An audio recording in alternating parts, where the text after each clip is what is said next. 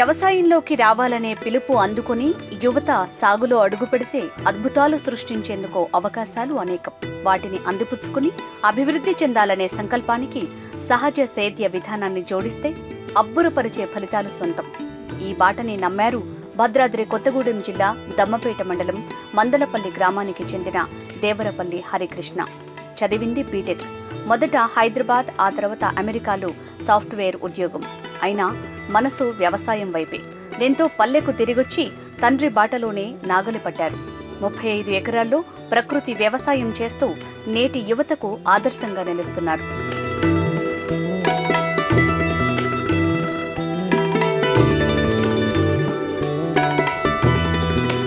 ముప్పై 35 ఎకరాల వ్యవసాయ భూమిలో 12 ఎకరాల్లో ఆయిల్ ఫామ్, కోకో, మరో 10 ఎకరాల్లో కొబ్బరి, కోకో, 8 ఎకరాల్లో వరి పండిస్తున్నారు.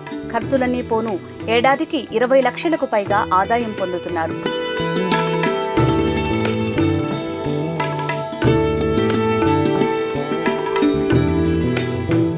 ప్రకృతి వ్యవసాయం ద్వారా వరి సాగులో మంచి ఆదాయం పొందాలంటే రైతులు సొంతంగా బియ్యం మార్కెట్ చేయాలంటున్నారు హరికృష్ణ. వరి సాగులో అనుసరిస్తున్న పద్ధతులు, ఎరువులు, కలుపు యాజమాన్యం తదితర అంశాలు ఆయన మాటల్లోనే. మాది స్వతగా వ్యవసాయ కుటుంబం. బీటెక్ చదివా నేను. దాని తర్వాత ఒక 15 ఏళ్ళు హైదరాబాద్లో కానీ యూఎస్లో కానీ జాబ్ చేశాను. స్వతగా అగ్రికల్చర్ కుటుంబం అవటం వల్ల మనకి మొదటి నుంచి అగ్రికల్చర్ అంటే బాగా ఇంట్రెస్ట్. చిన్నప్పటి నుంచి పాడి, ఆవు, గేద, కోడి పంటలన్నా బాగా చిన్నప్పటి నుంచి ఇంట్రెస్ట్. సో చదువు తర్వాత ఉద్యోగం చేసినప్పుడు కూడా నాన్నతో పాటు ఈ అగ్రికల్చర్లో ఇన్వాల్వ్ అయ్యేవాడిని. స్లోగా దాన్ని గ్రాడ్యువల్గా డెవలప్ చేసుకుంటూ వచ్చాము.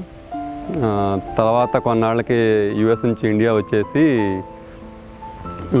ఫాదర్తో పాటు ఈ ప్రకృతి వ్యవసాయం మొదలెట్టాను.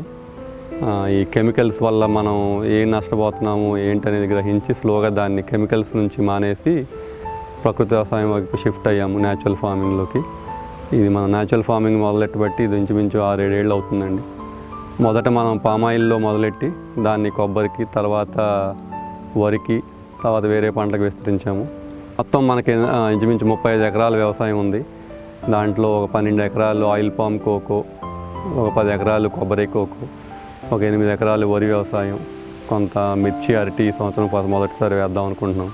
చదువుకున్న యువత ఎక్కువ శాతం అగ్రికల్చర్లోకి రావాలండి. సాయిల్ని అర్థం చేసుకుని వ్యవసాయం చేసి దాన్ని కన్జ్యూమర్కి చేర్చగలిగితే అగ్రికల్చర్లో అన్ని రంగాలకి దీటుగా మంచి ఇన్కమ్ ఉంది, స్టాండర్డ్ ఆఫ్ లివింగ్ ఉంది, అండ్ వర్క్ సాటిస్ఫాక్షన్, అన్నిటికి మించి వర్క్ సాటిస్ఫాక్షన్ కూడా ఉంటుంది.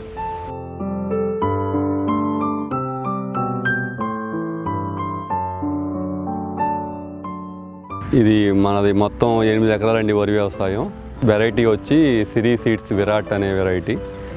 మనం వరి ఎలా మొదలెట్టామంటే ఇంటి వరకు అన్నట్టు ఒక 1/2 ఏకరు పూర్తిగా ప్రకృతి వ్యవసాయం మొదలెట్టాము. సో మనం తింటాక వరకు అని ఇంటి వరకు అని మొదలెట్టాము. దాని నుంచి నైబర్స్ అడగటం, ఫ్రెండ్స్ అడగటం, ఫ్యామిలీ అండ్ ఫ్రెండ్స్ అడగటం, తెలిసిన వాళ్ళు హైదరాబాద్లో ఫ్రెండ్స్ అడగటంతో అలా గ్రాడ్యువల్గా 1-2 అయింది. 2 నుంచి 4, ఇప్పుడు మొత్తం 8 ఎకరాల వ్యవసాయం చేస్తున్నామండి. మనం ఈ 8 ఎకరాల్లో 3 రకాల ప్లాంటేషన్ చేసాం. ఒకటి ట్రెడిషనల్ నారు పోసి ఊడిపేయటం, రెండోది శ్రీవరిలో పెట్టాము, మూడోది మెషిన్తో ట్రాన్స్ప్లాంటేషన్ చేసాం. బట్ మెషిన్ అండ్ శ్రీవరి కొంచెం ఒక 1 ఏకర్ పెట్టాము. అలా ఎందుకు చేసామంటే ఏ విధానంలో మనకి తక్కువ శ్రమ, తక్కువ లేబర్తో ఎక్కువ దిగుబడి, తక్కువ తెగుళ్ళు వస్తే ఎవాల్యుయేట్ చేయడం కోసం చేసాము. బట్ శ్రీవరిలో మెషిన్ ట్రాన్స్ప్లాంటింగ్లో బెటర్ రిజల్ట్స్ కనపడుతున్నాయి ఒకసారి వీడింగ్ తిప్పితే. మనం వరి విధానం ఎలా ఉంటుందంటే అండి, ముందు ఎండాకాలమే ఒక 2 ట్రక్కులు పసులేరు వేస్తాము. ఒక ట్రక్ నుంచి 2 ట్రక్కులు చేనును బట్టి. దాని తర్వాత మే 15-20 తర్వాత జీలుగా పిల్లి పెసర కలిపి జల్లుతాము. అదొక 45-50 డేస్ తర్వాత దాన్ని పడదున్ని అప్పుడు దాన్ని నాటు పెడతాము. దమ్ములో ఒక కట్ట ఆముదం పిండి, ఒక కట్ట వేపపిండి వేస్తున్నాము. దాని తర్వాత మామూలుగానే ఒక నెలకు కలుపు తీస్తాము. తర్వాత ఇంకా సస్యరక్షణ వచ్చి నాటు పెట్టిన ఒక 20 నుంచి 30 రోజుల్లోపు నీమ్ వేప గింజల కషాయం, ఇంగువ, జీవామృతం, ఫిష్ ఎమినో యాసిడ్ కలిపి స్ప్రే చేస్తున్నాము. అలా ఒక 2 సార్లు స్ప్రే చేస్తాం ఈ పంట కాలంలో. ఇంకా పొట్ట దశకు వచ్చాక దోమగానే ఏమైనా కనపడితే తూటికాడ కషాయం ఒకటి స్ప్రే చేస్తున్నాము. దోమని తూటికాడ కషాయం బాగా సమర్థవంతంగా నివారిస్తుంది. అండ్ ఈ అగ్గి తెగులు, లీఫ్ ఫోల్డర్, స్టెమ్ బోరర్ లాంటివి ఎన్ఎస్కే ఈ వేపగింజల కషాయం, ఇంగువ మిశ్రమం బాగా కంట్రోల్ చేస్తుంది. అండ్ వరి కోత అయిపోయాక మళ్ళీ ఇదే ఈ మిగిలిన వరిగడ్డిని దీంట్లోనే రోటావేటర్ వేసి భూమిలో కలిపేస్తాం. వరిలో నా ఉద్దేశం ప్రకారం మెయిన్గా మనం ఫోకస్ చేయాల్సింది బయోమాస్ అండి. చేలో ఎంత సేంద్రియ పదార్థాన్ని మన జీలుకు కానీ, జనువు కానీ, లేకపోతే పచ్చి రొట్ట కానీ, ఇంకేదైనా పచ్చి రొట్ట కానీ, వరిగడ్డిని కానీ, అలా ఎంత అవకాశం ఉంటే అంత మనం చేలో కొళ్ళబెడితే భూమికి అంత సత్తువ వస్తుంది. ఆ వచ్చే క్రాపు ఏటికేడు బాగా దిగుబడులు వస్తాయండి. మనం ఇది యాక్చువల్గా మొదలెట్టినప్పుడు 16-17 బస్తాలతో మొదలై 22, 24, తర్వాత 27, నేడు మనకు 30 బస్తాలు వచ్చిందండి. ఈ సంవత్సరం మా ఊరిలో ఇది 4th, 5th ఇయర్ అండి మనం చేయబట్టి. రసాయనిక వ్యవసాయం చేసే వాటికి మించి ఉన్నాయి దిగుబడులు కూడా, దాని మించి రావచ్చు. ఇంకా చాలా టైం ఉంది.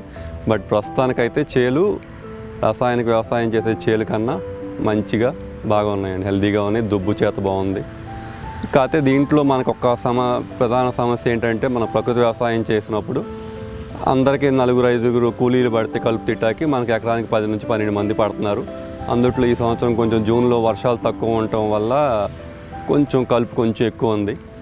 అదొక్కటే ఇబ్బంది తప్ప ఇంకా వేరే ఎటువంటి ఇబ్బంది లేవు. ఏ పురుగునైనా ఏ తెగుళ్ళనైనా బాగా ఈ స్ప్రేయింగ్తో కంట్రోల్ చేస్తున్నాయి. ఇంకా పురుగుగాన ఉద్ధృతిగా ఉంటే అగ్నాస్త్రం, దశపర్ణి కషాయం లాంటివి స్ప్రే చేస్తే కంట్రోల్ అయిపోతుంది. అయితే ఈ సంవత్సరం కానీ నిరుడు కానీ మనకు అక్కడ దాకా అసలు అవసరం రాలేదు. ముందుగా వేపగింజల కషాయం అవి కలిపి కొట్టాము. తర్వాత ఒక్కసారి పొట్ట అయిన దశలో తూటికాడ కషాయం కాసి కొట్టామండి. ఇప్పుడు మనం నుంచున్నది ఇది మెషిన్తో ట్రాన్స్ప్లాంట్ చేసామండి. వరి ట్రాన్స్ప్లాంటర్తో ట్రేల్లో నారు పోసి 20 రోజుల వయసు అప్పుడు నాటు పెట్టాము. రోకి 1 ఫీట్ స్పేసు, మొక్కకి 8 ఇంచెస్ గ్యాప్తో నాటాము. నాటిన ఒక 20 డేస్కి మనం కోనోవేడతో వీడింగ్ చేసాము. ఇది బాగా వస్తుంది. ఆ వీడింగ్ వల్ల దుబ్బు, పిలక అది బాగా వస్తుంది. తర్వాత మళ్ళీ ఒకసారి మనుషులతో కలుపు తీయించాము. ఇప్పటికైతే ఇది 60 డే మన నాటు పెట్టాక 1 నెల రోజులు అయిందండి. పిలక అది బాగుంది. ఈ దుబ్బు చూసినా 30 నుంచి 40 పిలకలు తక్కువ లేవు.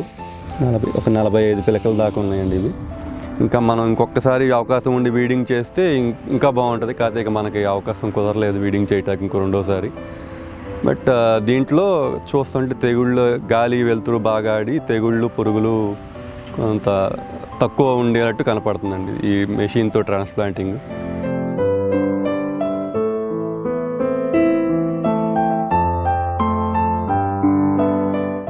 ఇది మనం శ్రీవరిలో పెట్టిందండి. తాడు పెట్టి 15 రోజుల నారు వచ్చాము. సాలుకి ఒక అడుగు దూరం, మొక్కకి 10 ఇంచెస్ గ్యాప్ పెట్టాము. నీరు తక్కువ ఉండి చిన్న కమతాల్లో వ్యవసాయం చేసే రైతులకు వరి చేయాలంటే శ్రీవరి బాగా మంచి దిగుబడులు కానీ మంచి రిజల్ట్స్ వస్తాయండి. కొంచెం ఎక్కువ మొత్తంలో చేస్తుంటే కొంచెం ఈ వీడింగ్ కానీ తాడు పెట్టి లైన్ ప్లాంటేషన్ చేయడానికి కొంత కూలీల కొరత ఏర్పడుతుంది.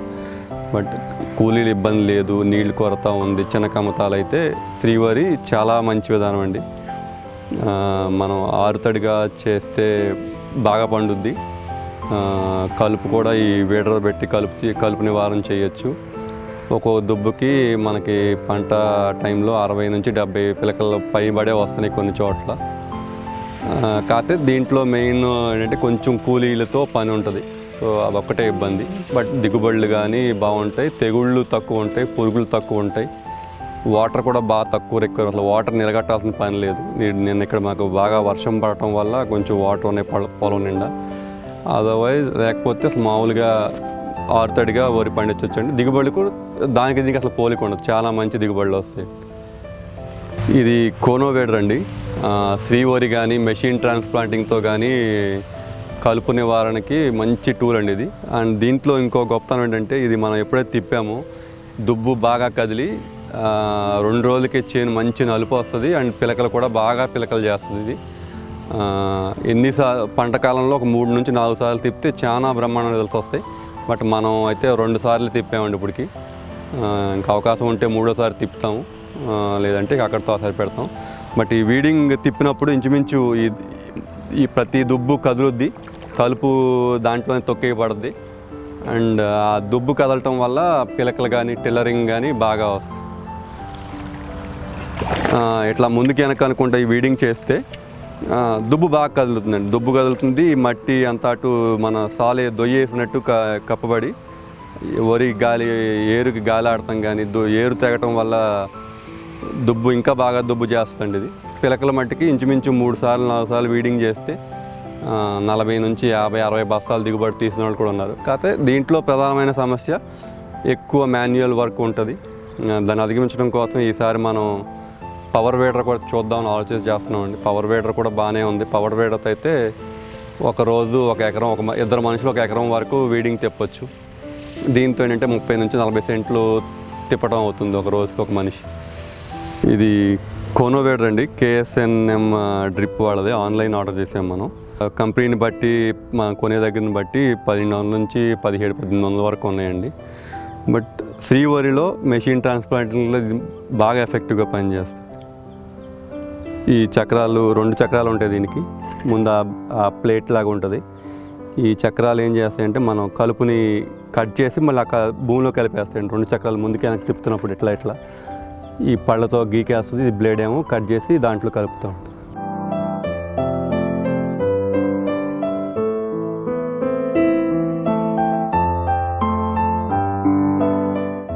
వరి కొత్తగా చేయాలనుకున్న నా సలహా అండి, మనం జీవామృతంతో అద్భుతాలు జరగవండి. మెయిన్ మనం దేని మీద దృష్టి కేంద్రీకరించాలంటే పచ్చి రొట్ట మీద, పంట వ్యర్థాలను కొల్లటం మీద. ఎంత 2 సార్లు పచ్చి రొట్ట వేసినా అదే పంట వ్యర్థాలు ఎంత బాగా ఎఫెక్టివ్గా దాన్ని కొల్లబెడితే అంత మంచి రిజల్ట్స్ వస్తున్నాయండి. ఈ జీవామృతం అనేది ఒక పాలక పెరుగు తోడు లాంటిది. మనం ఈ పచ్చి రొట్ట అనేది పాలు, జీవామృతం అనేది తోడు లాంటిది. పచ్చి రొట్ట కానీ పంట వ్యర్థాలు కానీ వాటి ప్రాముఖ్యత 90%, 95% ఉంటే జీవామృతం వాటితో పాటు జీవామృతం ఉంటే ఇంకా 100% ఎఫెక్టివ్గా పనిచేస్తుంది. అలా కాకుండా మనం పంట వ్యర్థాలు కానీ తగలబెట్టి లేకపోతే పచ్చి రొట్ట ఎరువులు వేసుకోకుండా ఉట్టి జీవామృతం పోస్తే అంత మంచి రిజల్ట్స్ కనపడవు, రావండి.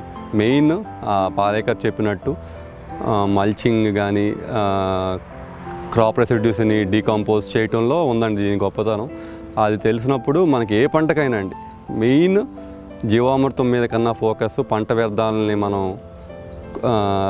భూమిలోకి ఇంకాపరేట్ చేయటం, దాన్ని కొల్లబెడతాం కానీ డీకంపోజ్ చేయటంలో ఉందండి. వరిలో అజోలో కూడా చాలా ముఖ్యమండి. ఇది మనం అట్మాస్ఫియరిక్ నైట్రోజన్ ఫిక్స్ చేస్తుంది. మనం నాటు పెట్టాక 10 రోజులకి చేలో పలచగా 10 కేజీలు జల్లేస్తే ఆ వాటర్తో అది స్ప్రెడ్ అయ్యి ఆ సన్లైట్ నుంచి అబ్జార్బ్ చేసుకుంటా అట్మాస్ఫియర్లోంచి కార్బన్ డైఆక్సైడ్ ఫిక్స్ చేసుకుంటా ఆ నైట్రోజన్ మన క్రాప్కి అందిస్తుంది.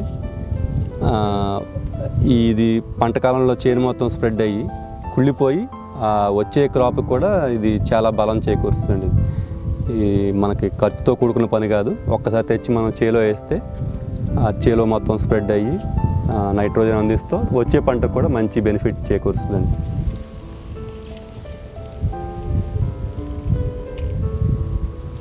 ప్రకృతి వ్యవసాయం మొదలెట్టాక మన చేలోకి మొట్టమొదటి వచ్చే అతిథులు ఈ వానపాములండి. ఎప్పుడైతే మనం కెమికల్స్ మానేసి పంట వ్యర్థాలని జీలుగొద్దనము పడదుంతున్నామో వ్యర్థవంశ అంతటా అయ్యే వచ్చేస్తాయి జీవామృతంతో వేసినప్పుడు. ఇక్కడ చూస్తే ఇదంతా వానపాములు తోడిన మట్టి అండి. ఇది వరి దుబ్బుకి అంత ఇంచుమించు 2-3 ఇంచెస్ పైకి మట్టి తోడిని. ఇదంతా ఎర్త్వామ్స్ తోడిన మట్టి.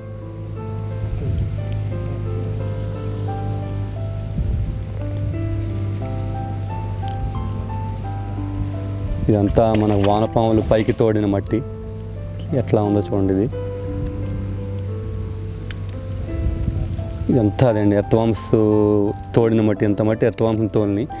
కొంచెం లోపలికి వెళ్తే మనకి క్రితం పంట తాలూకా పంట వ్యర్థాలు ఇవన్నీ జీలుగా జనుము వ్యర్థాలు ఇవి. పైకి కానీ మనకు కానీ కలిపి 10 ఆవులు ఉన్నాయండి. గిర్రు, కాంక్రేజ్, ఒంగోలు ఉన్నాయి. ఒక కాంక్రేజ్ బుల్ ఒకటి ఉంది. అవి మార్నింగ్ నుంచి ఈవినింగ్ దాకా ఇక్కడ మనకి ఇది 16 ఎకరాల పామాయిల్ బాబాయిది మంది కలిపి దీంట్లో గ్రేజింగ్ చేస్తే సాయంత్రం కట్టేసి ఉంటాయి. ఈ ఆవులు కూడా వాటి పెర్ఫార్మెన్స్ కానీ అవి ఎంత గ్రేజింగ్ చేసినప్పుడు వాటి హెల్త్ కానీ వాటి ఇచ్చే మిల్క్ క్వాలిటీ కానీ మంచి క్వాలిటీ ఉంటుంది. అలాగే మనకి ఈ చేలో ఈ 16 ఎకరాల్లో మనకి కలుపు నివారణ కూడా బాగా చేస్తాయి. గడ్డి ఏమి లేకుండా చక్క లాన్ లాగా ట్రిమ్ చేస్తాయి. అది ఆవులకి మేత, మనకి కలుపు తీత ఖర్చు తగ్గుద్ది. ఆవుల్ని వ్యవసాయాన్ని ఇంటిగ్రేట్ చేస్తే అవి వేసే పేడ మళ్ళీ ఈ చేనుకి బలం చేకూరుస్తాయి. కలుపు ఉండదు, చేనుకి బలం, అండ్ వాటి వచ్చే పాలు ఫ్యామిలీకి, మలమూత్రాలు వ్యవసాయానికి.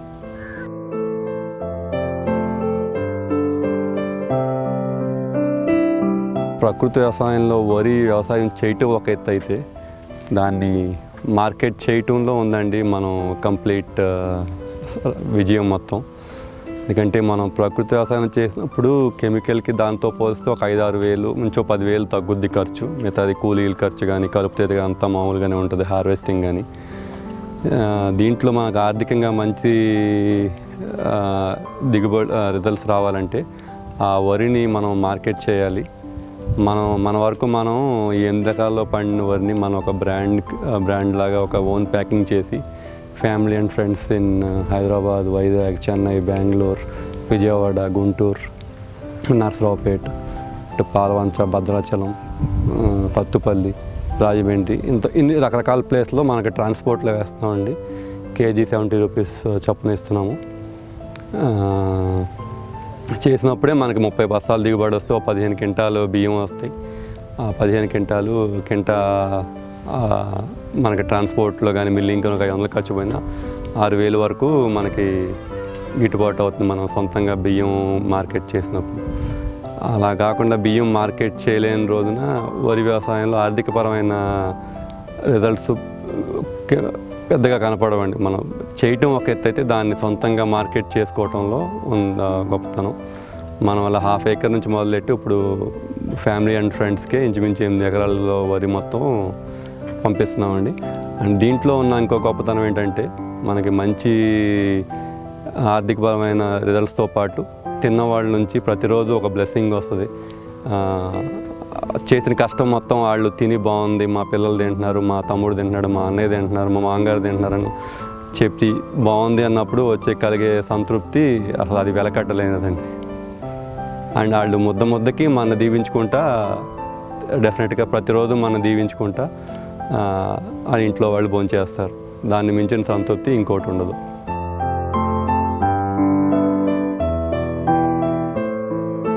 మనకి 35 ఏకర్స్లో ఈ కొబ్బరి, ఆయిల్ పామ్, కోకో, వరి వీటన్నిటి మీద ఒక 25 నుంచి 30 లక్షల ఆదాయం వస్తుంటే దాంట్లో ఖర్చులు పోను మనకు ఒక 20 లక్షల వరకు ఆదాయం తీయగలుగుతున్నాము. దాన్ని గ్రాడ్యువల్గా ఒక ఎకరానికి 1 లక్ష చొప్పున తీయాలని ఆలోచనలో ఉన్నాము. అండ్ 2-3 ఏళ్ళలో ఐ థింక్ మనం అక్కడ చేరుతాము. కొత్తగా ప్రకృతి వ్యవసాయంలో కానీ చదువుకునే యువత అగ్రికల్చర్లో వచ్చే వాళ్ళకి నా సలహా ఎంత అంటే, మనకి ఎంత భూమి ఉన్నా ప్రకృతి వ్యవసాయం ఒక 1/2 ఏకరో 1 ఎకరో కొద్ది మొత్తంలో స్టార్ట్ చేసి దాన్ని సైమల్టేనియస్గా మార్కెట్ చేసుకుంటూ ఆ విస్తీర్ణం పెంచుకుంటూ వెళ్ళండి. ఒకేసారి ఎక్కువ చేస్తే ఇబ్బంది పడతాము. మనకి ఎక్కడ చూసినా, ఎన్ని ఫార్మర్స్ని చూసినా, ఎన్ని అనుభవాలు విన్నా మన చేలో మనకి అనుభవం వచ్చేదాకా ఇది మనకి గ్రహించలేము. ఒకే క్రాప్ మీద కూడా డిపెండ్ అవ్వకుండా మల్టిపుల్ క్రాప్స్ ఇయర్ రౌండ్ ఆదాయం వచ్చేలా ప్లాన్ చేసుకుంటే హ్యాపీ లైఫ్, ఫార్మింగ్లో కూడా హ్యాపీ సస్టైనబుల్ లైఫ్ మెయింటైన్ చేయొచ్చు. Thank you.